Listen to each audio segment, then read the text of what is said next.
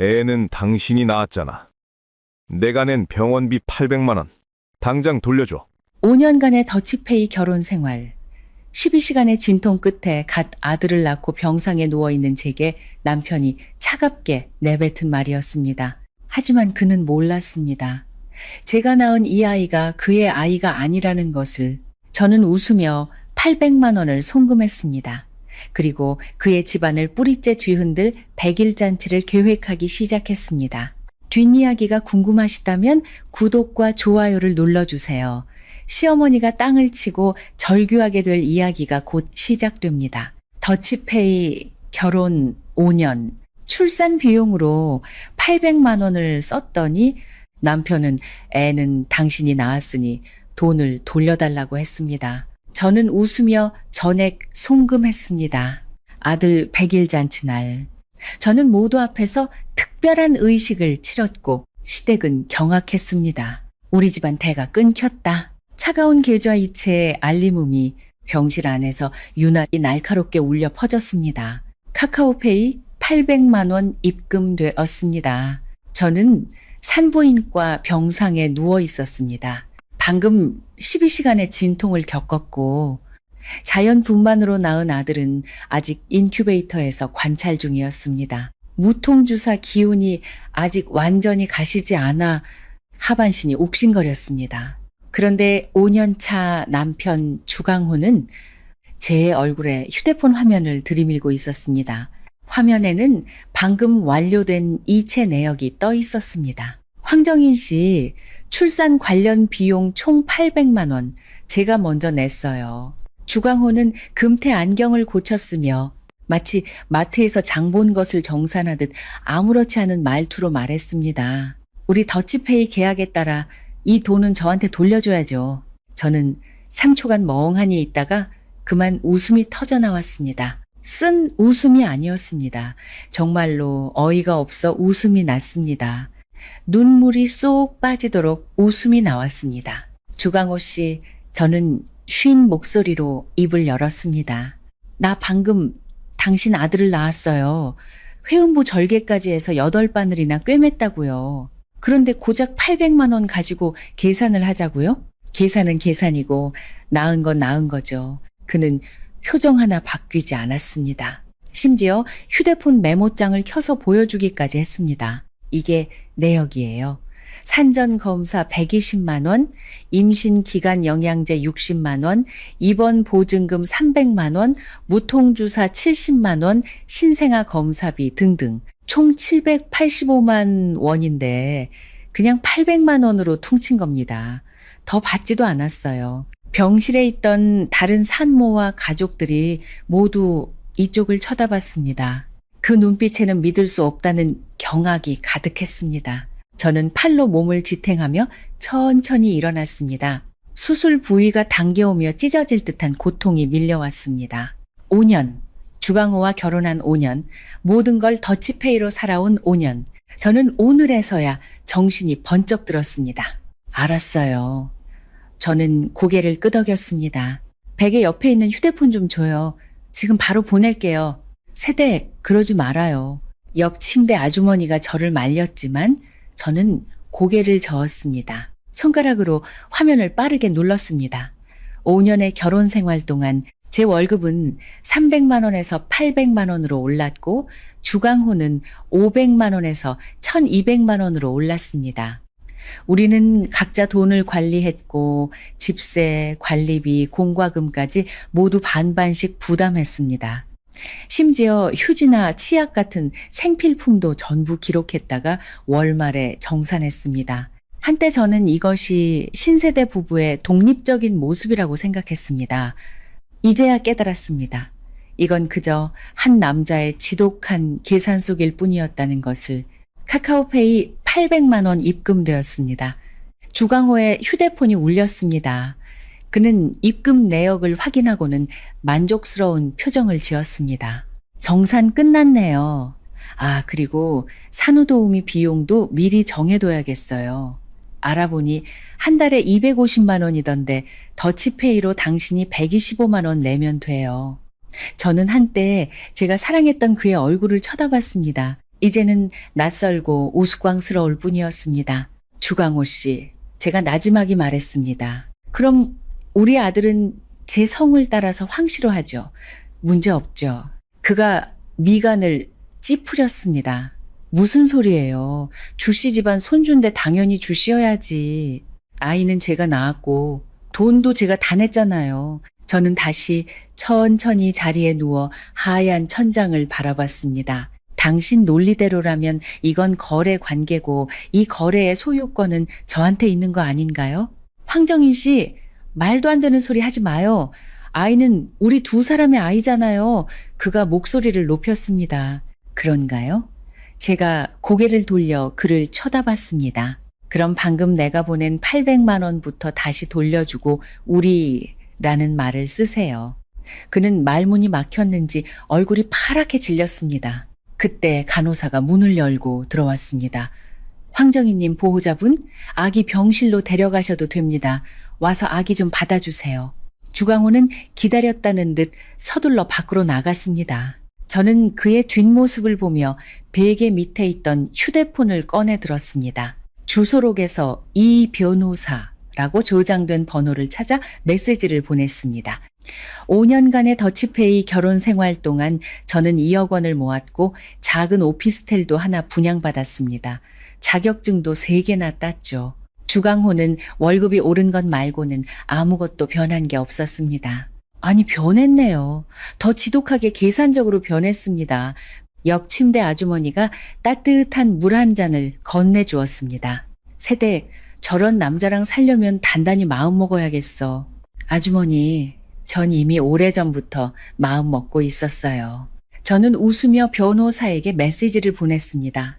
이 변호사님, 이혼 소송 준비해 주세요. 양육권은 무조건 제가 가져와야 합니다. 증거는 모두 준비되었습니다. 전송 버튼을 누르자마자 주강호가 아기를 안고 돌아왔습니다.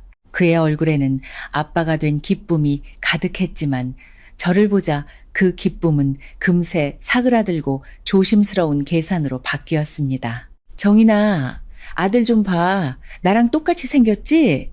그가 아기를 제 눈앞에 데려왔습니다. 쪼글쪼글한 작은 얼굴을 보자 마음이 한없이 부드러워지는 동시에 무쇠처럼 단단해졌습니다. 그러네요. 특히 눈이 당신을 쏙 빼닮았어요. 주강호는 우쭐해하며 웃었습니다. 그럼 우리 주씨 집안 유전자가 어디 가겠어? 저는 대꾸 없이 아기의 뺨을 살며시 쓰다듬었습니다. 아, 맞다. 주강호가 갑자기 생각났다는 듯 말했습니다. 어머니가 아들 100일 잔치는 성대하게 치러야 한대요. 한 30테이블 잡아서 1000만 원 정도 들 것 같은데 우리 각자 500만 원씩 내죠. 축의금은 각자 지인이 낸 건 각자 갖고 친척들이 낸 건 반으로 나누는 거 어때요? 저는 그를 올려다보며 차분하게 물었습니다. 어머님은 산후조리 도와주러 오신대요? 어머니 허리가 안 좋아서 못 오신다고 했잖아요. 그래서 산후도우미 부르는 거고 아까 말했듯이 당신이 125만 원 내면 돼요. 만약 내가 100일 잔치 하기 싫다고 하면요? 그게 무슨 소리예요? 그의 목소리가 갑자기 커졌습니다. 하나뿐인 아들인데 당연히 크게 해야지. 황정인 씨, 이런 일에까지 인색하게 굴지 말아요. 인색하다고? 제가 제 돈으로 30만 원짜리 코트 한 벌 샀을 때 사치스럽다고 했던 사람이 누군데 자기가 200만 원짜리 게임 아이템을 사는 건 여가 생활에 대한 투자라고 했으면서 5년 만에 이 남자의 본 모습을 완전히 깨닫다니 좋아요. 제가 갑자기 웃었습니다. 그럼 100일 잔치 하죠? 대신 장소는 제가 정하고 초대장도 제가 보낼게요. 비용은. 그가 말을 끊었습니다. 더치페이로. 아니요. 저는 그의 눈을 똑바로 쳐다보며 또박또박 말했습니다. 제가 전부 낼게요. 주강호는 제 말을 이해하지 못한 듯 멍하니 서 있었습니다. 당신이 다 낸다고요? 1000만 원 전부? 전부요. 제가 웃으며 말했습니다. 시부모님 오시는 차비의 숙소비까지 제가 다 낼게요. 그의 얼굴에 놀라움과 기쁨이 스쳐 지나가더니 이내 경계심으로 바뀌었습니다. 황정인 씨, 무슨 조건이라도 있어요? 조건이요?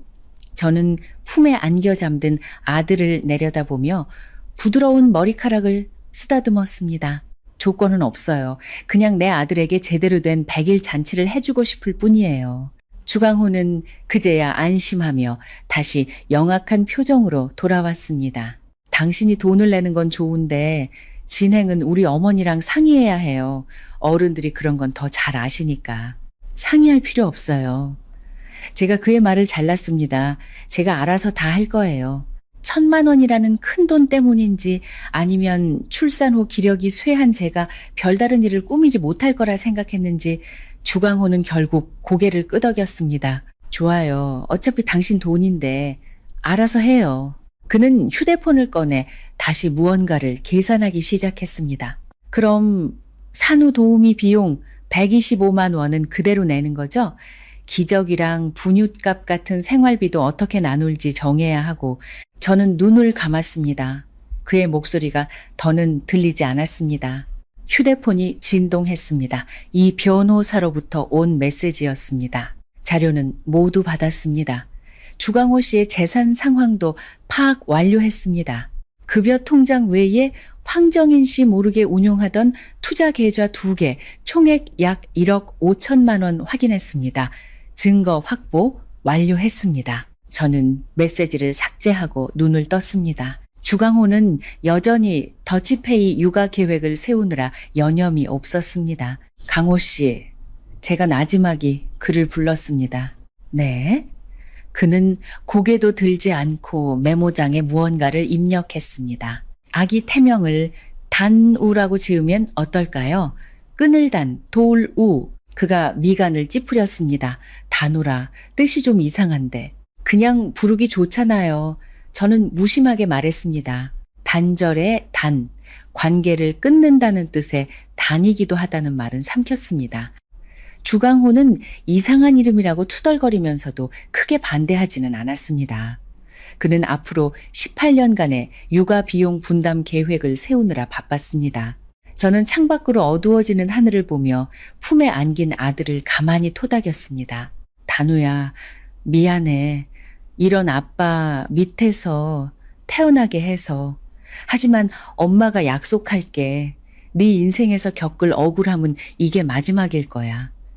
100일 잔치날 엄마가 너에게 아주 특별한 선물을 줄게. 그리고 주씨 집안에는 평생 잊지 못할 축하 선물을 안겨줄 거야. 퇴원하는 날 주강호는 자신의 벤츠를 몰고 저를 데리러 왔습니다. 결혼 3년 차의 산차였습니다. 선수금 5천만 원 중 그가 3천만 원, 제가 2천만 원을 냈습니다. 매달 할부금 150만 원도 각자 75만 원씩 냈습니다. 차는 그의 명의였지만 제가 차를 몰 때마다 그는 꼼꼼하게 주행거리를 기록했고 월말에는 1km당 200원씩 차량 감가상각비를 저에게 청구했습니다. 어머니는 시골에서 100일 잔치 준비하느라 바쁘셔서 못 오신대. 주강호는 운전하며 말했습니다. 아, 산후도우미는 연락해뒀어. 한 달에 250만 원, 사주 근무, 내일 바로 오실 거야. 125만 원 나한테 계좌 이체해줘. 저는 아들을 안고 뒷좌석에 앉아 창밖 풍경을 바라봤습니다. 알았어요. 이체를 확인하자 주강호의 표정이 조금 누그러졌습니다. 그는 심지어 먼저 말을 걸었습니다. 아들 눈이 정말 크네. 당신 닮았나 봐. 그런가요? 눈썹은 당신 닮은 것 같은데. 정말? 그가 백미러로 힐끗 쳐다보며 우쭐한 목소리로 말했습니다. 내 어릴 때 사진 보면 딱 저 눈썹이야. 차는 아파트 지하 주차장에 멈췄습니다. 주강호는 차에서 내릴 생각이 없어 보였습니다. 나 오후에 회의 있어서 바로 가봐야 해. 혼자 올라갈 수 있지? 아, 그리고 이번 달 관리비 32만 원 나왔는데 16만 원 보내줘. 저는 트렁크에서 짐을 꺼냈습니다. 왼손으로는 아들을 안고 오른손으로는 캐리어를 끌었습니다. 아직 아물지 않은 상처가 걸을 때마다 칼로 베는 듯 아팠습니다. 알았어요. 제가 말하자 그는 바로 차를 몰고 떠났습니다. 엘리베이터 거울에 비친 제 모습은 핏기 없이 초췌했습니다. 저는 거울 속의 저를 보며 희미하게 웃었습니다. 황정인, 딱 한 달만 더 참는 거야. 산후도우미 김이모님은 다음 날 아침 8시 정각에 도착했습니다. 40대 중반의 깔끔하고 야무진 분이었습니다. 아기가 참 예쁘네요. 김이모님은 익숙한 손길로 아기의 배꼽과 피부 상태를 확인했습니다. 정인 씨는 푹 쉬세요. 제가 아기 마사지 해줄게요. 네, 이모님. 김이모님이 부드러운 손길로 아기에게 베이비 마사지를 해주자 아기는 기분 좋은 듯 옹알이를 했습니다. 이모님, 이 일 하신 지 얼마나 되셨어요? 제가 물었습니다. 11년 됐어요. 80명이 넘는 아기들을 돌봤죠. 그럼 정말 다양한 가정을 보셨겠네요. 김이모님은 제 말의 의미를 알아차린 듯 저를 잠시 바라보더니 씁쓸하게 웃었습니다. 네, 별의별 사람 다 봤죠. 오후에 주강호가 퇴근했을 때 김이모님은 주방에서 제게 줄 미역국을 끓이고 있었습니다. 그는 집에 들어오자마자 식탁부터 살폈습니다. 식탁에는 제 몫의 미역국과 나물 반찬뿐이었습니다. 제 저녁은요? 그가 김이모님께 물었습니다. 김이모님은 잠시 당황하더니 말했습니다. 주 선생님, 제 계약은 산모와 아기 식사만 책임지는 걸로 되어 있습니다. 내가 한 달에 125만 원이나 내는데 내 밥은 안 해준다고요? 주강호가 미간을 찌푸렸습니다. 강호 씨, 제가 미역국을 들고 침실에서 나왔습니다. 이모님 계약서에 저랑 아기만 돌보는 걸로 명시되어 있어요. 밥은 배달시켜 먹든지 직접 해 먹어요. 내가 직접 하라고? 하루 종일 일하고 와서 피곤한데 저녁까지 하라고? 그가 어이없다는 듯 말했습니다. 그럼 저는 산후조리 하는데 안 피곤할까요? 제가 차분하게 묻자 그는 말문이 막혔는지 불쾌한 표정으로 서재에 들어가 버렸습니다. 잠시 후 배달 음식이 도착했습니다. 그는 식사하는 내내 일부러 수저를 그릇에 부딪히며 불만을 표출했습니다. 김이모님이 제게 조용히 말했습니다. 정인 씨, 남편분이 성격이 보통이 아니네요. 괜찮아요, 이모님. 익숙해요. 정말로 익숙했습니다. 5년 1800일이 넘는 시간 동안 저는 주강호의 이런 쪼잔함에 익숙해져 있었습니다. 나흘째 되던 날 밤, 기저귀 때문에 문제가 터졌습니다. 주강호는 퇴근 후 쓰레기통에 버려진 기저귀를 보더니 물었습니다. 오늘 기저귀 몇 개나 썼어요? 8개 썼어요. 신생아는 하루에 10개 정도 쓰는 게 보통이에요. 김 이모님이 답했습니다. 10개요. 그의 목소리가 높아졌습니다. 하나에 300원이라고 치면 하루에 3,000원, 한 달이면 9만 원이잖아요. 그가 저를 쳐다봤습니다. 황정인 씨, 기저 귓값은 다시 계산해야겠어요. 분유값만 반반씩 내기로 했지 기저귀는 얘기 안 했잖아요. 저는 아기에게 젖을 물리며 고개도 들지 않고 물었습니다. 어떻게 계산하고 싶은데요? 당연히 아기를 더 많이 보는 사람이 더 많이 내야죠. 당신이 지금 하루 종일 아기 보니까 기저귀도 당신이 더 많이 쓰잖아요. 당신이 70%, 내가 30% 내는 게 합리적일 것 같네요. 김 이모님은 이런 남자는 처음 본다는 듯 눈을 동그랗게 떴습니다. 저는 아기 등을 토닥여 트림을 시킨 후에야 입을 열었습니다. 좋아요. 그럼 당신 논리대로라면 제가 하루 종일 아기를 보니까 노동의 대가를 받아야겠네요. 산후도우미 시세가 한 달에 250만 원이니까 저는 200만 원만 받을게요. 당신은 퇴근하고 와서 하루에 30분 정도 아기 안아주니까 시간당 10,000원으로 쳐서 하루에 5,000원 차액 계산해서 저한테 먼저 입금해 줄래요? 주강호의 얼굴이 시뻘개졌습니다. 황정인 씨, 억지 부리지 마요. 억지요. 제가 웃었습니다. 그럼 출산 비용 800만 원은 왜 저한테 다 내라고 했어요? 그건 그거고 이건 이거죠. 주강호 씨, 제가 그의 말을 잘랐습니다.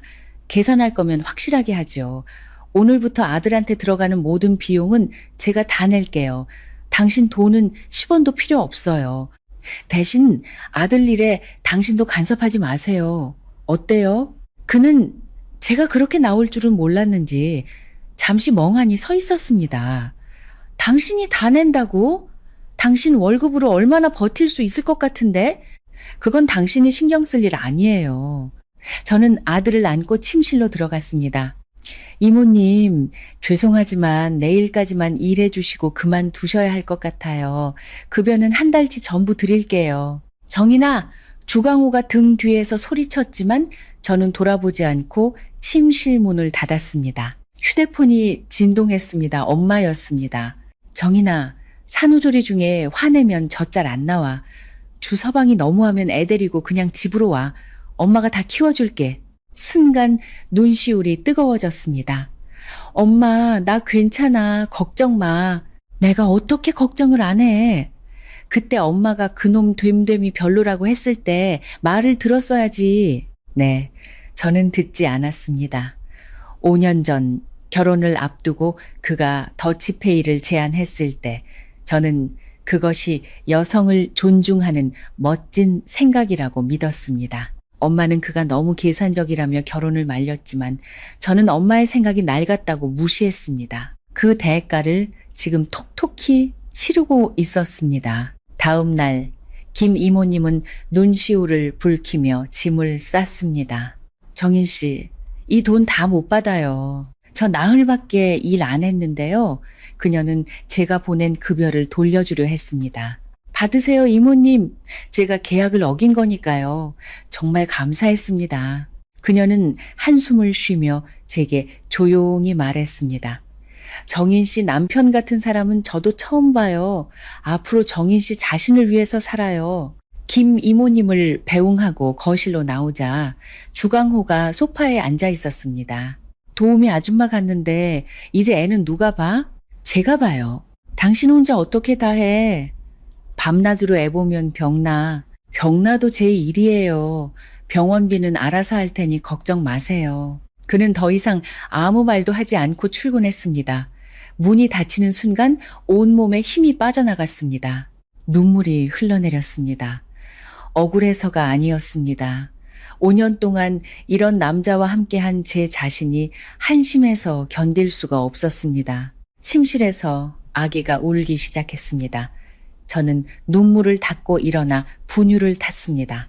오늘부터 저에게는 약해질 자격이 없었습니다. 그날 이후 저는 혼자 아기를 돌봤습니다. 낮에는 아기가 자는 틈을 타 밀린 업무를 처리하고 밤에는 프리랜서로 맡은 원고를 썼습니다. 주강호는 여전히 야근을 핑계로 늦게 들어왔고 집에 와서도 서재에 틀어박혀 나오지 않았습니다. 주말 그는 웬일로 출근하지 않고 소파에 앉아 휴대폰만 들여다봤습니다. 아기가 울자 그는 저를 쳐다보며 눈짓으로 아기를 달래라고 했습니다. 당신이 좀 안아줘요. 제가 말했습니다. 난 못 안아. 애가 너무 작아서 떨어뜨릴 것 같아. 해보면 늘어요. 제가 아기를 그에게 건넸습니다. 그는 폭탄이라도 받은 듯 어색한 자세로 아기를 안았습니다. 아기는 그의 품에서 더 크게 울기 시작했습니다. 봐! 얘가 날 싫어하잖아. 주강호는 기다렸다는 듯 아기를 제게 떠넘겼습니다. 이상하게도 아기는 제 품에 안기자마자 울음을 그쳤습니다. 저는 아기를 안고 침실로 들어가 문을 잠갔습니다. 젖을 빨고 있는 작은 아기를 보며 나지막이 속삭였습니다. 단우야, 아빠가 널 싫어해도 괜찮아. 엄마가 2배, 3배로 더 사랑해줄게. 아기는 제 말을 알아듣기라도 한 듯 저를 보며 해맑게 웃었습니다. 그 미소 하나에 모든 피로와 서름이 녹아내렸습니다. 100일 잔치를 사흘 앞두고 주강호는 부쩍 통화가 잦아졌습니다. 네, 30테이블 전부 예약했습니다. 호텔은 와이프가 정했는데 5성급이래요. 비용도 와이프가 전부 내기로 했고요. 그는 굳이 저 들으라는 듯 큰 소리로 통화했습니다. 밤이 되자 그가 저를 찾아왔습니다. 100일 잔치 어느 호텔로 예약했어요? 엠파이어 호텔이요. 엠파이어? 거기 한 테이블에 100만 원은 하지 않아요? 120만 원이요. 120만 원? 그가 숨을 들이켰습니다. 30테이블이면 3,600만 원이잖아요. 황정인 씨, 제정신이에요? 제 돈으로 하는데 당신이 왜 신경 써요? 그래도 이건 너무 낭비잖아요. 적당한 뷔페에서 하면 반값도 안 들 텐데. 제가 좋아서 하는 일이에요. 제가 말하자 그는 한참 동안 저를 복잡한 눈으로 쳐다봤습니다. 황정인 씨, 당신 요즘 좀 이상해요. 예전에는 이렇게 돈 막 쓰는 사람 아니었잖아요? 사람은 변하는 법이죠. 특히 아이를 낳고 나면 더요. 그때 시어머니에게서 전화가 걸려왔습니다. 네, 어머니, 다 준비됐어요. 엠파이어 호텔이요. 네, 5성급. 정인이가 전부 내기로 했어요. 저도 비싸다고 말렸는데 자기가 꼭 체면 차려야 한다니 어쩔 수 없죠. 주강호와 시어머니, 두 사람은 백일잔치에서 마음껏 뽐낼 준비를 하고 있었습니다. 마음껏 즐기세요. 내 아들의 가족으로서 사람들 앞에 서는 건 그날이 마지막일 테니까. 백일잔치 전날 변호사에게서 최종 서류가 도착했습니다. 정인 씨, 모든 자료 준비 끝났습니다. 주강호 씨가 숨겨둔 1억 5천만 원의 재산, 혼인 기간 동안 정인 씨가 더 많은 가사노동을 부담했다는 증거, 그리고 출산 직후 출산 비용 상환을 요구했던 통화 녹음까지. 이 정도면 이혼 소송과 양육권 소송에서 절대적으로 유리합니다. 추가로 주강호 씨가 현재 회사에서 부장 승진 심사를 앞두고 있다는 정보도 입수했습니다. 이 시점에 이혼 소송, 특히 재산 은닉 문제가 터지면 그의 경력에 치명타가 될 겁니다. 알겠습니다. 내일 계획대로 진행해 주세요. 정말로 백일잔치에서 공개하실 건가요? 조용히 처리할 수도 있는데. 아니요, 꼭 백일잔치에서 해야겠어요. 모든 사람들 앞에서 주강호와 시어머니가 가장 행복한 순간에 가장 처참하게 무너지게 만들 거예요. 백일잔치 전날 밤, 주강호는 일찍 퇴근했습니다. 그의 손에는 쇼핑백이 들려 있었습니다. 내일 이거 입어요. 그가 건넨 쇼핑백 안에는 촌스러운 빨간색 원피스가 들어 있었습니다. 어머니가 고르셨어요. 백일잔치에는 빨간색을 입어야 복이 온다고 당신 지금 살쪘으니까 넉넉한 사이즈로 샀대요. 저는 출산 후 오히려 3kg이 빠져 임신 전보다 더 말라 있었습니다. 이 옷은 제가 임신 7개월 때나 맞을 법한 사이즈였습니다. 이것도요. 그가 또 다른 상자를 꺼냈습니다. 안에는 개 목줄처럼 두꺼운 금 목걸이가 들어 있었습니다. 어머니가 시집 올 때 가져오신 가보래요. 내일 꼭 하고 와요. 친척들 다 오는데 우리 주씨 집안 체면이 있잖아요. 체면. 저는 그 단어를 되뇌며 웃었습니다. 네, 꼭 체면 차려드릴게요. 그는 만족스러운 듯 고개를 끄덕였습니다. 아, 그리고 축의금은 우리 쪽 친척, 당신 쪽 친척 따로따로 받을 거예요. 헷갈리지 않게. 친구나 직장 동료들이 주는 건 각자 받고요. 알았어요. 제가 순순히 대답하자 그는 오히려 이상하다는 듯 저를 쳐다봤습니다. 황정인 씨, 요즘 너무 순순해서 오히려 불안하네. 밤 10시 초인종이 울렸습니다. 문 밖에는 커다란 샴페인 로즈 꽃다발을 든 배달원이 서 있었습니다. 황정인 씨, 맞으시죠? 임수현님께서 보내셨습니다. 임수현, 제 대학 선배이자 첫사랑이었습니다. 정인아 축하해. 이제부터는 꽃길만 걷기를 좋은 사람과 함께. 카드에 적힌 글씨를 보자 가슴이 아려왔습니다. 누가 보낸 꽃이야. 어느새 서재에서 나온 주강호가 날카롭게 물었습니다. 그는 제 손에서 카드를 낚아챘습니다. 임수연? 남자잖아. 황정인, 이 사람 누구야? 대학 선배예요. 선배? 선배가 산후조리 중인 후배한테 이런 꽃을 보내? 이게 얼마짜린 줄 알아? 당신, 내가 출장 갔을 때. 주강호 씨, 제가 그의 말을 잘랐습니다. 나 지금 출산한 지 30일도 안 된 산모예요. 매일 4시간도 못 자면서 수유하고 기저귀 갈고 애 달래고 일까지 하고 있어요. 내가 바람 피울 시간이 어디 있다고 생각해요? 그는 제 말에 잠시 주춤했지만 이내 꽃다발을 바닥에 내동댕이 쳤습니다. 마음대로 해. 누구한테 꽃을 받든 상관없어. 대신 내일 백일잔치에서 얌전히 있어. 우리 어머니 망신시키지 말고. 저는 바닥에 흩어진 장미꽃을 주워 화병에 꽂았습니다. 그때 임수연 선배에게서 메시지가 왔습니다. 꽃 받았어. 내일 100일 잔치 한다고 들었는데 마침 근처에 출장이라 잠시 들러도 될까? 저는 잠시 망설이다 답장을 보냈습니다. 네, 선배 와주시면 저야 영광이죠. 100일 잔치 당일 저는 주강호의 어머니가 사준 빨간 원피스 대신 따로 준비해둔 아이보리색 실크 원피스를 입었습니다. 어머니가 사준 옷은 왜 안 입었어? 흰색 옷이라니 재수 없게 시어머니는 저를 보자마자 쏘아 붙였습니다. 너무 커서 못 입겠어요. 크긴 뭐가 커?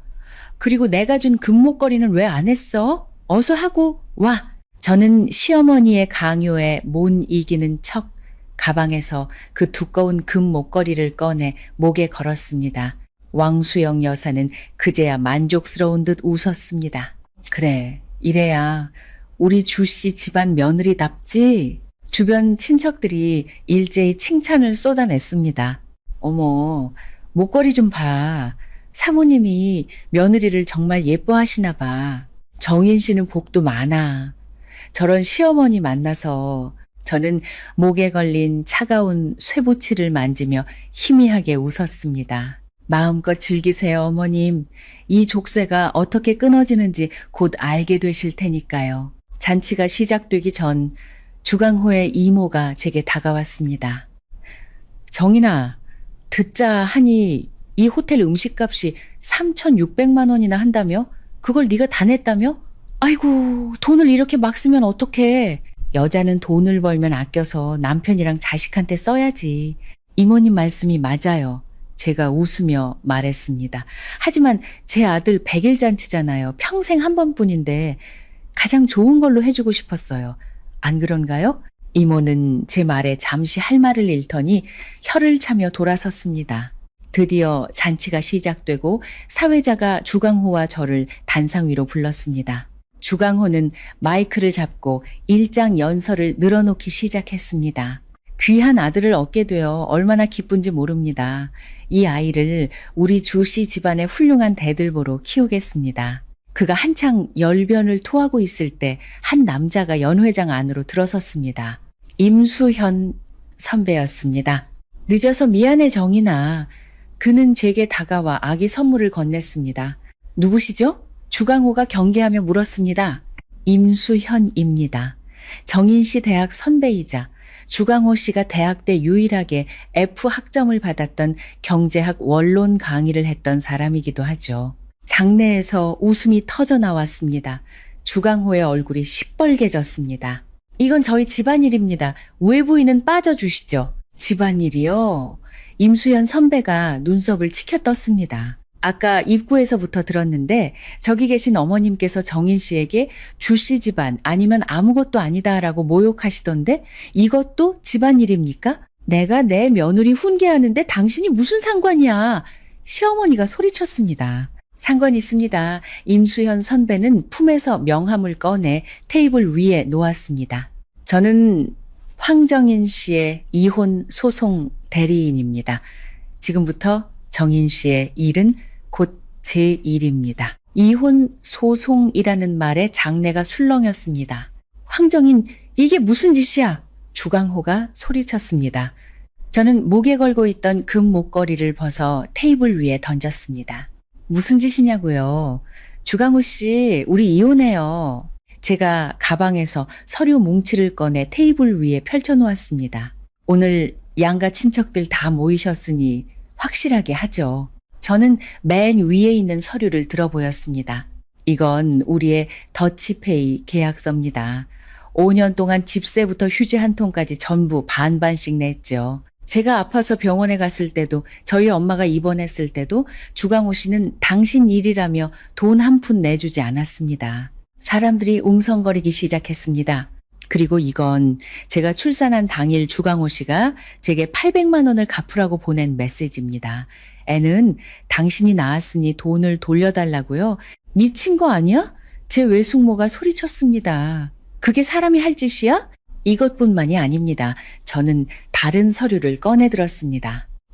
이건 주강호 씨가 회사 동료와 나눈 메시지입니다. 와이프는 애 낳고 몸매 망가져서 재미없어. 역시 넌 날 너무 잘 알아. 주말에 늘 가던 데서 보자. 제가 몸매가 망가졌다고요? 저는 출산 후 오히려 3kg이 빠졌습니다. 그런데 그는 제가 재미없다며 다른 여자와 바람을 피웠습니다. 네가 내 휴대폰을 훔쳐봐? 주광호가 미쳐 날뛰었지만 임수연 선배가 그를 막아섰습니다. 그리고 마지막으로 저는 투명 파일에 든 서류를 꺼냈습니다. 이건 주광호 씨의 불임 진단서와 제 아들의 유전자 검사 결과지입니다. 주광호 씨는 무정자증에 가깝습니다. 자연 임신 확률은 5% 미만이죠. 그리고 이 아이는 주광호 씨의 친자가 아닙니다. 사방이 얼어붙었습니다. 시어머니는 입을 벌린 채 그대로 굳어버렸습니다. 불가능해. 주광호가 서류를 낚아채더니 절규했습니다. 네가 조작한 거야. 조작인지 아닌지는 당신이 더 잘 알 텐데요. 우리는 5년 동안 단 한 번도 피임 없이 관계한 적이 없잖아요. 유일하게 피임을 안 했던 그날 밤, 당신은 술에 취해 아무것도 하지 못했고요. 주광호의 얼굴이 잿빛으로 변했습니다. 그러니 아이는 당신이 낳았으니 돈을 갚으라던 당신 말은 틀리지 않았어요. 이 아이는 처음부터 당신과 아무 상관 없었으니까요. 그럼 애 아빠는 누구야? 시어머니가 악을 썼습니다. 그게 중요한가요? 중요한 건 이 아이는 주씨 집안의 대를 이을 손주가 아니라는 거죠. 중요한 건 5년 동안 당신 아들은 제 덕에 불임이라는 사실을 숨기고 체면 칠해를 할 수 있었다는 겁니다. 그리고 가장 중요한 건 오늘부로 저와 제 아들은 당신들과 아무 관련이 없다는 겁니다. 저는 아들을 안고 연회장을 나섰습니다. 등 뒤에서 시어머니의 절규가 들려왔습니다. 내 손주, 우리 집안 대가 끊겼다. 주광호의 악에 바친 고함도 들려왔습니다. 황정인, 내가 가만두지 않겠어. 너를 사회에서 매장해버릴 거야. 저는 돌아보지 않았습니다. 호텔 문 밖으로 쏟아지는 햇살을 향해 걸어 나갔습니다. 단우야, 우리 이제 집에 가자? 그 후의 일은 한 편의 막장 드라마 같았습니다. 호텔 로비에서의 몸싸움, 경찰서에서의 대질 신문, 주광호는 저를 사기 결혼과 간통으로 고소하겠다고 길길이 날뛰었지만 임수연 선배가 준비한 증거들 앞에서는 소용없었습니다. 그가 숨겨둔 1억 5천만 원의 투자금이 사실은 외삼촌의 회사 돈을 횡령한 것이었고 그 돈으로 해외 원정 도박을 했다는 사실까지 밝혀졌습니다. 결국 그는 이혼 서류에 도장을 찍었고 집과 차를 모두 팔아 빚을 갚아야 했습니다. 회사에서도 당연히 해고당했죠. 그가 마지막으로 저를 찾아왔던 날 그는 한없이 초라해 보였습니다. 그는 제게 용서를 빌며 재결합을 애원했지만 저는 차갑게 돌아섰습니다. 그에게서 벗어난 후 제 삶은 완전히 달라졌습니다. 저는 상하이 지사 크리에이티브 총괄 팀장으로 승진했고 부모님은 상하이로 올라와 아들을 돌봐주셨습니다. 그리고 임수현 선배, 그는 5년 전 저를 좋아했지만 제 곁에 주광호가 있다는 사실을 알고 말없이 유학을 떠났다고 했습니다. 그는 제가 겪은 모든 아픔을 보듬어 주었고 제 아들 단우를 친아들처럼 아껴주었습니다. 그의 부모님 또한 과거 이혼의 아픔을 겪고 재혼한 분들이었기에 저를 따뜻하게 맞아주셨습니다. 정인아, 아픔을 겪어본 사람이 더 단단해지는 법이란다. 너는 우리에게 아픈 손가락이 아니라 자랑스러운 딸이야. 시어머니가 될 분의 그 한마디에 저는 5년간 묵혀두었던 모든 상처를 씻어낼 수 있었습니다. 반년 후 저는 임수연 선배와 작은 결혼식을 올렸습니다. 새하얀 웨딩드레스를 입은 제 곁에는 턱시도를 차려입고 제 아들을 품에 안은 그가 있었습니다. 정인아, 단우야, 사랑해. 평생 내가 지켜줄게. 저는 그의 품에 안겨 활짝 웃었습니다. 5년간의 지독했던 더치페이 결혼 생활은 끝났습니다. 저는 그 지옥에서 제 아들을 그리고 제 자신을 구해냈습니다. 이제 제 앞에는 사랑하는 사람과 함께 만들어갈 따뜻하고 행복한 미래만이 펼쳐져 있었습니다.